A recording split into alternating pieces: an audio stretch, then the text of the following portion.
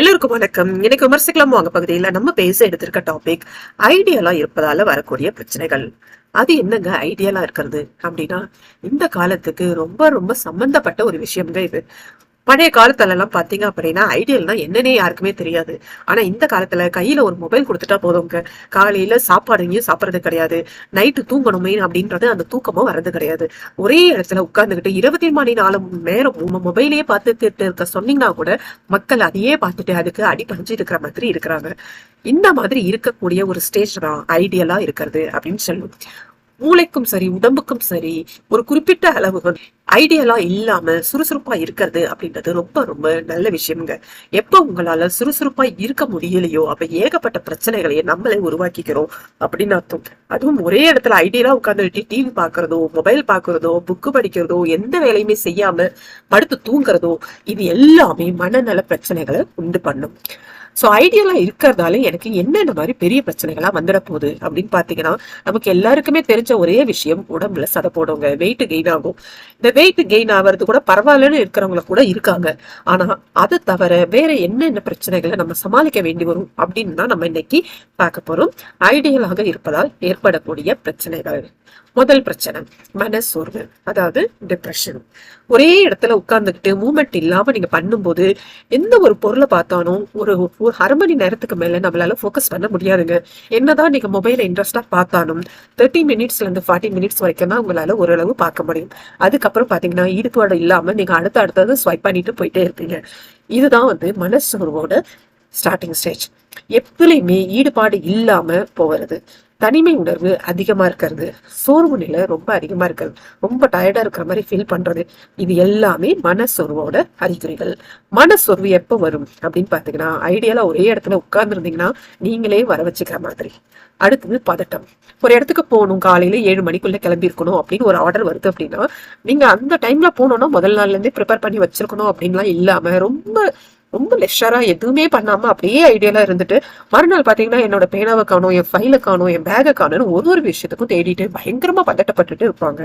இந்த மாதிரி ஒரு செயலற்ற நிலையில இருந்துட்டு திடீர்னு செயல்படும் போது பாத்தீங்க அப்படின்னா பதட்டம் அப்படின்றது நமக்கு உருவாகும்.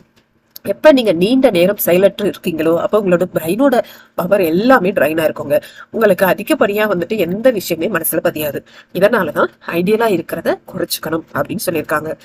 மூணாவது பாத்தீங்கன்னா எதிர்மறை சிந்தனைகளை அதிகமா வருங்க.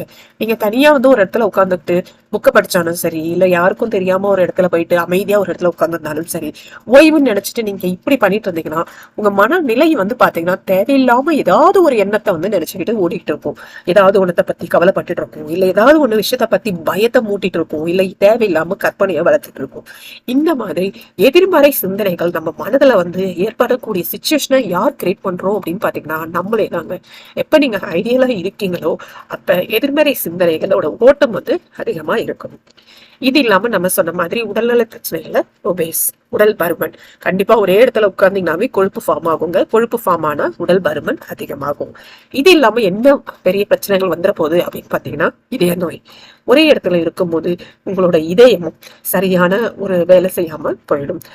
சதையோ இந்த தசை எலும்பு எல்லாமே பலவீனமாகி உங்களுக்கு கொஞ்சம் கொஞ்சமா அதோட ஒர்க்கை அது குறைச்சிக்கிட்டே வரும். இது இல்லாம பாத்தீங்கன்னா சரியான ஒரு தூக்கமும் இல்லாம போயிடும். இந்த மாதிரி உடல்நல பிரச்சனைகளும் உருவாகும். சரி, உடல்நல பிரச்சனைகள் கூட பரவாயில்ல, வேற எந்த மாதிரியான பிரச்சனைகளை இது தாக்கத்தை ஏற்படுத்தும் அப்படின்னு பாத்தீங்கன்னா சமூக பிரச்சனைகள் நிறைய ஃபார்ம் பண்ணுங்க. என்ன விதமான சமூக பிரச்சனை அப்படின்னா சோம்பேறித்தனம். எப்ப நீங்க ஒரே இடத்துல உட்கார்ந்துருக்கீங்களோ அப்ப செயல்பாட்டுல உங்களுக்கு கவனம் குறைஞ்சு போயிடுங்க. பிறர் பார்வையில பாத்தீங்கன்னா உங்களை பத்திய ஒரு மதிப்பு குறைஞ்சு போயிடும். இது ரெண்டுமே ஒரு லேசினஸ் ஃபீலிங்கை கொண்டு வரும், மத்தவங்களுக்கு தெரியப்படுத்தும் நீங்க ஒரு சோம்பேறி அப்படின்னு தெரியப்படுத்தும்.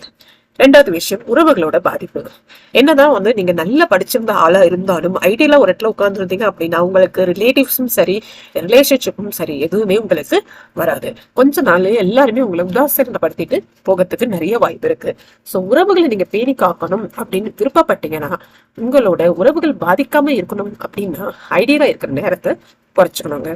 மூணாவது விஷயம், எப்ப நீங்க ஒரே இடத்துல உட்கார்ந்துகிட்டு லேசியா இருக்கீங்களோ அப்பயே சரி உங்களோட வருமானம் குறைஞ்சு போகும்.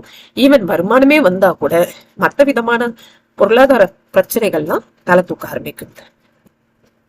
இது இல்லாம பாத்தீங்கன்னா உங்களுக்கு கடவுள் கொடுத்த வேல்யூபிளான நேரத்தை நீங்க வீணாக்குறதால உங்க வாழ்க்கையில முன்னேற்றக்கூடிய வாய்ப்புகள் வந்து பாத்தீங்கன்னா எல்லாமே இழக்க வேண்டியதா இருக்குங்க. அது இல்லாம பாத்தீங்கன்னா உங்களோட ஒரிஜினல் திறமை என்னன்னு உங்களுக்கும் தெரியாம போயிடும், மத்தவங்களுக்கும் காட்டுறதுக்கு ஒரு வழி இல்லாமயே போயிடும். எப்ப நீங்க பயிற்சி இல்லாம இருக்கீங்களோ, பழைய திறன்கள் இருந்தா கூட எல்லாமே ஒண்ணா குறைஞ்சு போயிடுங்க. எப்ப நமக்கு திறன்கள் குறைஞ்சு போகுதோ அப்பயே தன்னம்பிக்கையும் குறைஞ்சு போயிடும். ஒண்ணுமே சாதிக்கவே இல்லை, நம்ம பிறந்ததே வேஸ்ட் அப்படின்ற மாதிரி ஒரு உணர்வு அதிகரிக்கும். இதனாலதான் ஐடியலா இருக்கிறத கண்டிப்பா குறைச்சுக்கணுங்க. ஓய்வு அப்படின்றது நமக்கு அவசியமான ஒன்று. ஆனா அதையே கண்டினியூஸா எடுக்கக்கூடாது. கொஞ்ச நேரம் பிரேக் விட்டு விட்டு எடுக்கிறதால பாத்தீங்கன்னா நம்மளோட மனம், உடல், சமூக ரீதியான நம்ம மேல இருக்கிற பார்வை எல்லாமே மாறக்கூடிய விஷயமா இருக்குங்க. இந்த விஷயம் உங்களுக்கு ரொம்ப பிடிச்சிருக்கும்னு நினைக்கிறேன். வேற ஒரு டாபிக்கோட திரும்ப மீட் பண்ணுவோம். அது வரைக்கும் எல்லோருக்கும் வணக்கம்.